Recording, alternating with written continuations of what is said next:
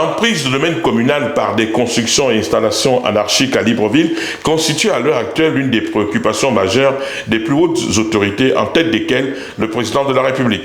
C'est dans ce sens que le lundi 21 juillet 2025, l'édile de la ville de Libreville, Adrien Nguemamba, a effectué en fin d'après-midi une descente inopinée sur les sites du marché du PK11 et l'échangeur de Nzangayong. Il ressort que les populations font montre d'incivisme malgré les mises en garde concernant la libération du domaine communal. Au PK11, la voie à proximité du marché est obstruée par des commerçants. En Nzangayong, les zones à démolir restent bondées de vendeurs et les tenanciers de bars situés de part et d'autre de l'échangeur exercent tranquillement leur activité. Joseph Landry Mavungundon Bitege s'exprime sur la mission. Au PK11, c'est pour déjà voir ce qui se fait là-bas. Il y a un marché qui se construit et il nous a été signalé qu'il y a une squatterisation forte à cet endroit alors qu'il y a des parkings et des plateaux sportifs qui doivent se construire. Et tout ce monde est sur un titre foncier de l'État.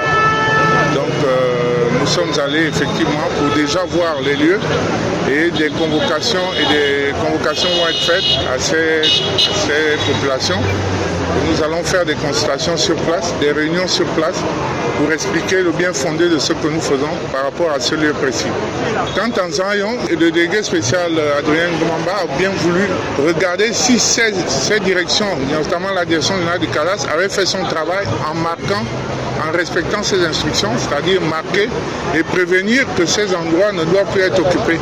Et lui-même, il est venu toucher du doigt pour s'assurer que le travail a été bel et bien fait par ces unités opérationnelles. Et c'est ce qu'il est venu constater aujourd'hui. Et dans les tout prochains jours, nous allons passer à l'étape suivante qui consiste à procéder à des démolitions.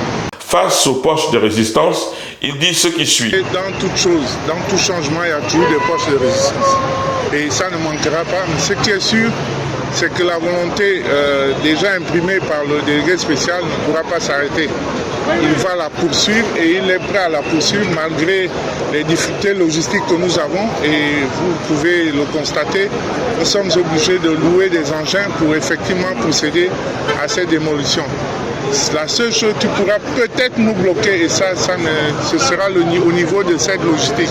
Mais dans le cas de la volonté, elle y est et elle est inébranlable.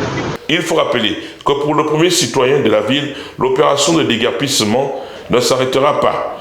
Elle s'intensifiera dans tous les arrondissements de la commune où l'espace public est occupé anarchiquement.